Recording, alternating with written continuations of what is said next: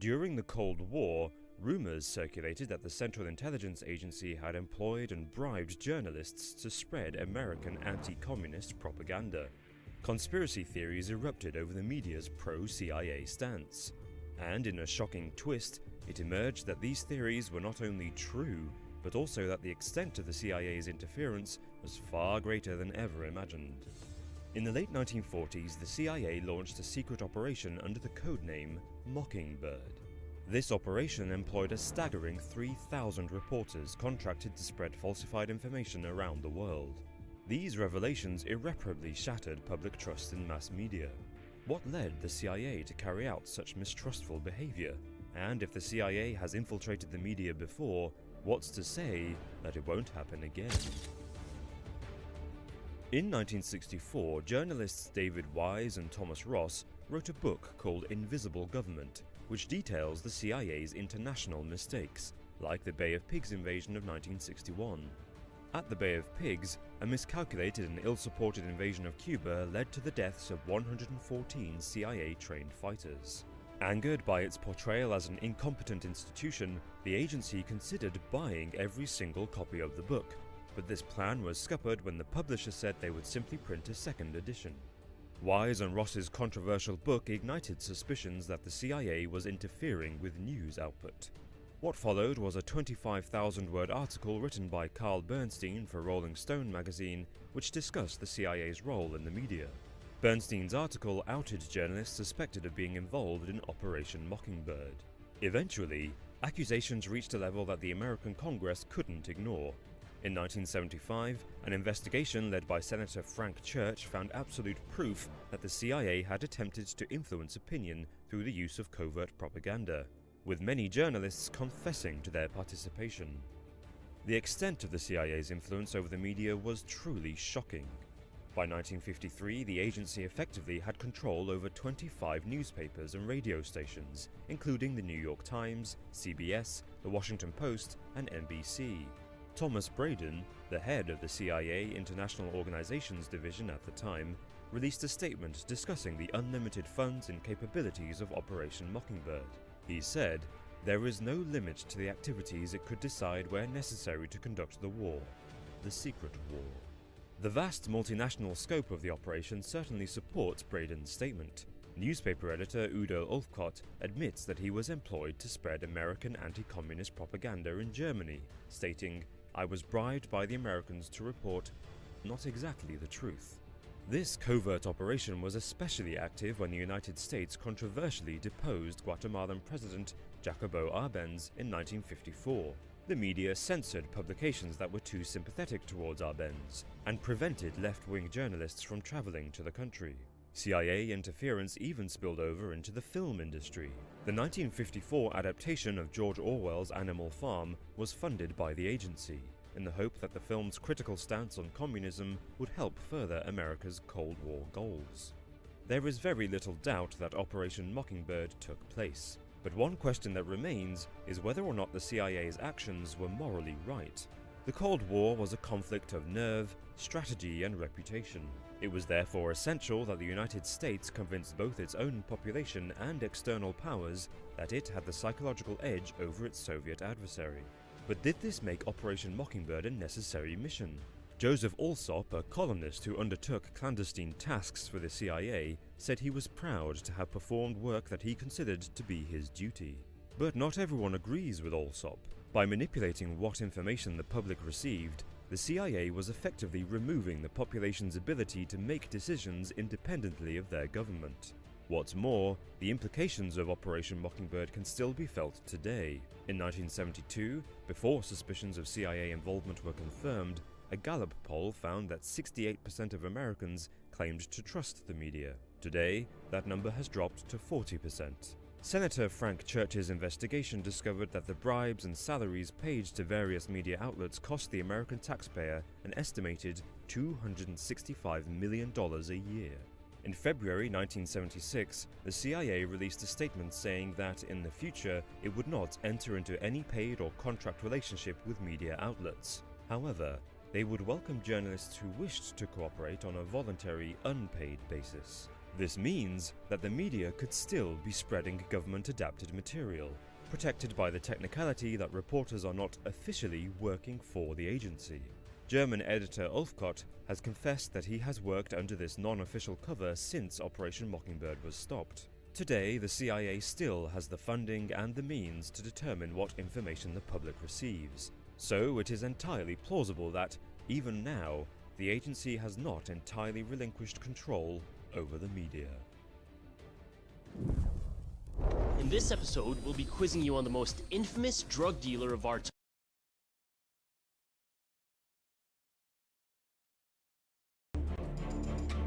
Hey guys and gals, my name's Jason Bond, founder of JasonBondPicks.com, where I teach people just like you how to trade stocks. Now I wasn't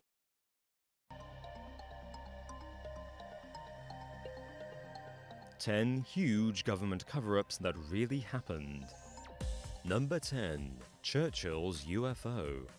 During World War II, an RAF plane returning from a mission in Europe encountered a UFO. The incident has never been explained. That is partly because Prime Minister Winston Churchill personally ordered it to be classified and banned all reports on it for 50 years. He was worried it would cause mass panic and undermine people's religious beliefs. Churchill even met with President Dwight Eisenhower to discuss UFO sightings. He also urged an investigation into UFO sightings in 1952. In 2017, researchers uncovered an article he wrote in the late 50s. In it, Churchill argues that we are not alone in the universe.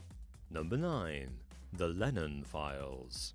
In the run-up to the 1972 presidential election, Richard Nixon was especially paranoid about losing the youth vote. At the same time, FBI Director J. Edgar Hoover was constantly worried about the corruption of the young. Both men felt particularly threatened by the influence of rock star John Lennon. Lennon launched his post-Beatles career by moving to America and recording very politicized songs that called for peace and change. Fearing his anti-Vietnam, anti-government stance, Nixon and Hoover ordered Lennon to leave the country within 60 days. When his lawyers got the deadline extended, Nixon served him a new notice. This went on for 2 years. All the while, the FBI kept files on Lennon, trying to use his drug habits as an excuse to deport him. The harassment only stopped after Hoover died and Nixon resigned. Even then, the files were kept secret for over a decade until Professor John Wiener made a Freedom of Information request for them. The FBI fought the request for 14 years until the Supreme Court finally ordered their release in the year 2000. Number 8. The Lost Cosmonaut. Throughout the 1960s, it looked like Russia was winning the space race. Not only did they put the first man into space, they also didn't suffer any disasters like the Apollo 1 fire, which claimed the lives of 3 American astronauts. That is, until 1986, when Russia finally confirmed the death of Valentin Bondarenko. He burned to death in a training accident in 1961. His death was never published by the Soviets, who instead airbrushed him out of all official photos and suppressed all footage of him with other cosmonauts. Sadly, Valentin wasn't the only cosmonaut to be removed from history.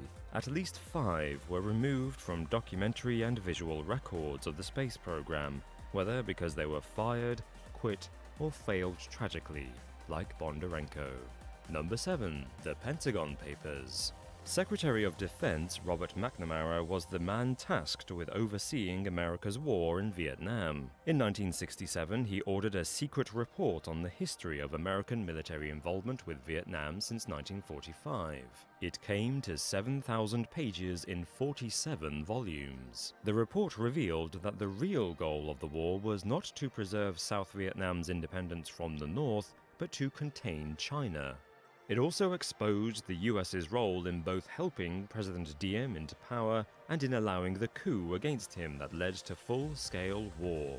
Lastly, it revealed how America had secretly expanded its bombing campaigns into Laos and Cambodia.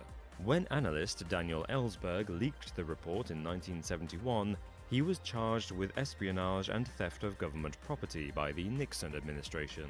Nixon's agents also bugged Ellsberg's home and burgled confidential files from his psychiatrist. The president also put injunctions on the New York Times and the Washington Post for trying to publish the report. The full Pentagon Papers weren't published until 2011. Number 6. The My Lai Massacre. The Vietnam War produced some of America's darkest secrets. Chief among these was the My Lai Massacre of 1968. Up to 504 unarmed civilians were murdered by American soldiers. Men, women, and children were all targeted. Some of the women were gang-raped and mutilated. The army claimed the massacre was actually a military victory against enemy forces. They said only 20 civilians died in the chaos of battle. The few soldiers who tried to expose the massacre were shunned and discredited by the army and Congress. When a reporter finally broke the story nearly 2 years later, the army launched an official review. It blamed the massacre on 4 officers who had died since My Lai. Eventually, 26 soldiers were court-martialed for the massacre and the cover-up, but only 1 was convicted. President Nixon commuted his prison sentence to house arrest. He served 3.5 years of his initial life sentence. Number 5. The Roswell Incident. This is perhaps the most famous UFO incident in history. It began as a local news report that a flying saucer crashed in the New Mexico desert near the town of Roswell in summer 1947. The military quickly suppressed the story, claiming it was actually a weather balloon. They even staged photographs of the balloon debris they said was found at the crash site. This cover-up worked for 3 decades, until UFO researchers dug into it. Eventually, the Air Force launched an inquiry which, between 1994 and 1997, concluded that the military had lied. The inquiry said a top-secret high-altitude sensor had crashed to Earth, neither a weather balloon nor a flying saucer. Number 4. Bloody Sunday. In January 1972, an unarmed protest took place in Derry, Northern Ireland. Protesting had just been banned by the government, and British paratroopers were sent to stop the march. They shot 26 protesters, 14 of whom died. A rushed government inquiry exonerated the soldiers, who claimed they acted in self-defense. But the bodies of the dead protesters had no weapons on them. Many of them were shot in the back. Nonetheless, several soldiers were decorated for their actions on the day. An MP who witnessed the killings was blocked from speaking about them in Parliament. 25 years later, a second inquiry into Bloody Sunday began. The Ministry of Defense refused to let investigators see helicopter footage and over 1,000 military photographs of the event. It also claimed all the guns fired on the day had been destroyed. Several of them were later found in various different places. After 13 years, the inquiry finally reported that the army had unjustifiably shot at and murdered the 14 protesters. Number 3. The Watergate Scandal. Richard Nixon's reputation for paranoia was cemented by the scandal that forced him out of the White House. In 1972, Nixon used a secret fund controlled by the Republican Attorney General to wiretap and undermine the Democrats' presidential election campaign. The crimes were exposed when burglars were caught planting bugs in the Democrat Party's headquarters in the Watergate complex in Washington. Nixon told the CIA to stop the FBI's investigation into the scandal. Unfortunately for Nixon, he had installed a tape recording system in the Oval Office, which recorded him ordering the cover-up. When the tapes were subpoenaed by investigators, Nixon refused to turn them over and fired the prosecutor who issued the subpoena. Eventually, the Supreme Court forced Nixon to release the tapes. Nixon resigned before he could be impeached, just halfway through his second term after his landslide re-election victory. Judicial Watch is in court right now, fighting for honest and clean elections. Number 2. The Dreyfus Affair. In 1894, the French army was dominated by Catholics and rife with anti-Semitism. When they discovered someone was passing military secrets to Germany, Captain Alfred Dreyfus, a Jew, was secretly arrested and illegally interrogated. He was then charged with treason and tried in a secret military tribunal in which he was not allowed to know the evidence against him. He was found guilty and sentenced to life imprisonment on Devil's Island. Then, France's head of counter-espionage, Georges Picquart, found evidence that Dreyfus was innocent, and the real traitor was a Catholic officer called Ferdinand Esterhazy. In a 2-day trial, the military found Esterhazy not guilty and allowed him to flee the country. The army then arrested Picquart and accused him of forging evidence against Esterhazy. The writer Émile Zola then publicly accused the army of a cover-up. In response, the government sent him to prison. Eventually, the army was forced to retry Dreyfus in 1899, after he'd spent 5 years in prison. They found him guilty again, and sentenced him to 10 more years on Devil's Island. However, they made Dreyfus an offer. If he admitted he was guilty, he would be pardoned. He agreed. Dreyfus was later proved innocent and reinstated to the army. Number 1. The Iran-Contra Affair. In the 1980s, it was illegal to sell arms to Iran. Congress also prohibited the US government funding anti-communist rebels in Nicaragua. In 1985, President Ronald Reagan famously made it clear that America does not negotiate with terrorists. Then, in November 1986, it emerged Reagan's government made a deal to secure the release of American hostages being held by Hezbollah terrorists. The deal involved selling missiles to Iran in exchange for the hostages. The CIA then used the millions of dollars in profits to fund Nicaraguan rebels, who are known as Contras. Next, the White House and the CIA destroyed documents and refused to declassify crucial files needed by investigators. The lack of evidence prevented charges being brought against suspects. Ultimately, the Secretary of Defense, the NSA director, and 10 others were indicted over the scandal, but they were all either granted immunity or pardoned by President George H.W. Bush. The former vice president claimed he was kept out of the loop during the whole affair, but his diaries suggest he knew the whole story. Reagan denied knowing about the affair. Nevertheless, he accepted responsibility and apologized for the scandal. Evidence now suggests he did order the CIA to fund the Contras and to release the hostages, but it is unclear whether he knew how they did it until the scandal broke.